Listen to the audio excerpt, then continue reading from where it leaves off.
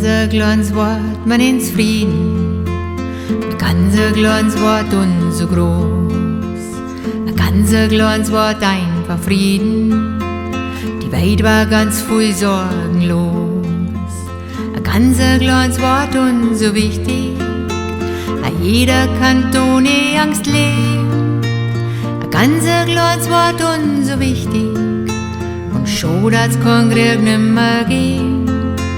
Ein ganz kleines Wort und so wichtig.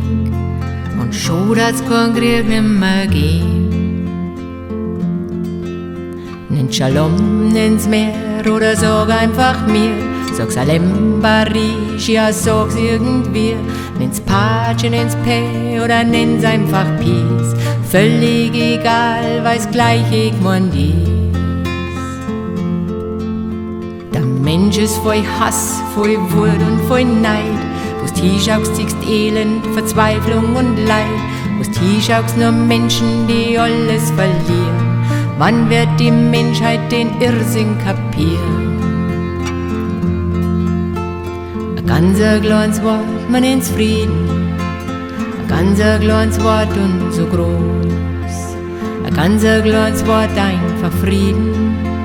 Die Welt war ganz voll sorgenlos. Ein ganz kleines Wort und so wichtig. Jeder kann ohne Angst leben. Ganz kleines Wort und so wichtig. Und schon das kann Krieg nimmer gehen. Ganz kleines Wort und so wichtig. Und schon das kann Krieg nimmer gehen. Ob Habgier, ob Machtrausch oder Religion, es gibt nur Verlierer, den Krieg kennt kein Lohn.